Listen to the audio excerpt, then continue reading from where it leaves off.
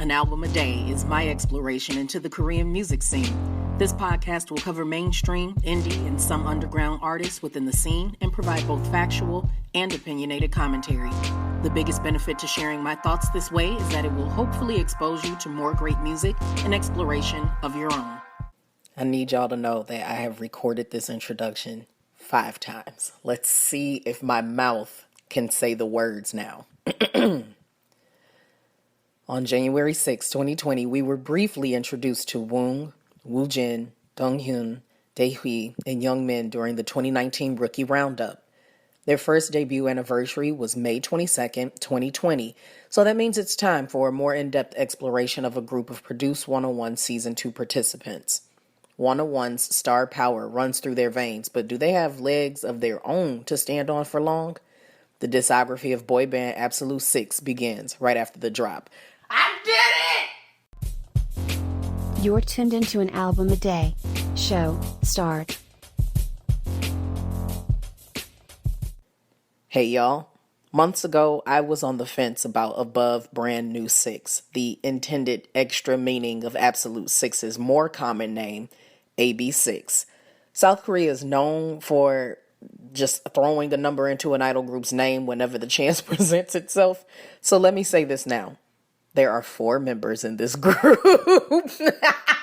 I know. Initially, there were 5, and the 6 comes from acknowledging them and their fandom. However, a poor decision led to the dismissal of 1. We don't avoid controversies as they arise in this show, but it's best to leave that incident for final thoughts. The show isn't called A K-Pop Scandal a Day. We want to focus on the music as much as possible.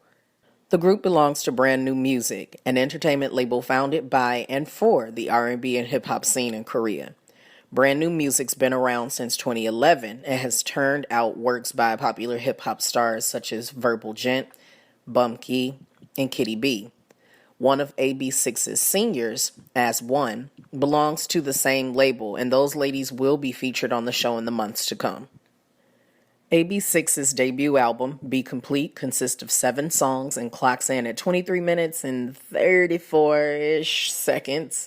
The smartest thing they did off the top is place their debut song at the end. They open with a hip-hop attempt.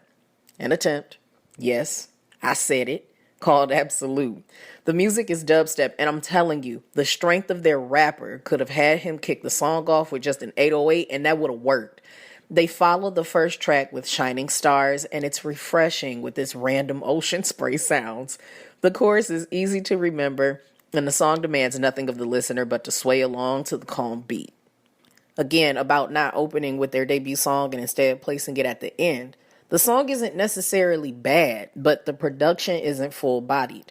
During Rookie Roundup, I only listened to their debut single, Hollywood, and could hear that there was potential, but it is a track for the masses, so to speak. It doesn't reflect what else they can do, and putting it last allows a listener to fall in love with other tracks. Take, for example, track number 3, Breathe. That is a bop. It's got a groove to it, and the music evolves with the transitions from one group member to another. It's fun, fresh, and even though the young men are still gaining their vocal strength and unique colors, this is one that they'll likely enjoy performing for a long time. Light Me Up has a chorus that is reminiscent of 101's Energetic, and that's as far as it goes for me. There's a sprinkling of dubstep and some shouts of, "You better let me go!" And despite playing it twice, it didn't stand out. What was perfection? The movement into Dancing for Two, a lovely acoustic ballad. Absolutely lovely. I tell you, the young men sit within the track comfortably, rapping complementary cadences, harmonizing with the guitar and piano, and set a tone of innocence and butterflies in one's stomach. K-pop fans, on a scale of 1 to 5, with 5 being essential listening and 1 not worth mentioning, the A3 rating on this is a 4.5. I definitely had mild expectations for this debut. Some groups deliver a strong one, while others jump from one musical style to another, testing out every facet of artistry possible. After all, there are 0 guarantees in life, and the entertainment industry is a solid reminder of how you can set out to succeed and promptly fail. Given that they come from a survival show background, I'm eager to hear more of their work. The hashtag A3Day Highlights playlist on Spotify is updated and features a few tracks from this album, and we'll look more into their discography in the next episode. Bye, y'all. Your favorite foreign Korean music historian exploring all the industry from A to Z.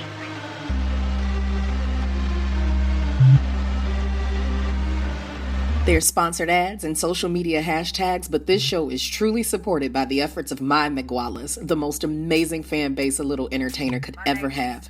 Special shout out to my Patreon patrons, the student body, the scholars, and the staff who keep my vision of becoming your favorite foreign Korean music historian exploring all the industry from A to Z a real thing. If you're interested in supporting the growth of this content, please visit patreon.com/multifacetedACG. And for as little as $1 a month, you can get in on the magic too. Interested in continuing your support at the free $99 price? I'd love you for it. You can still engage with the show and me, your lovely host, when you retweet, repost, and share the show and use hashtag A3 and the word day. Please consider leaving a few stars or a review on Apple Music, iTunes, IMDb, or Podchaser to keep things growing in the right direction.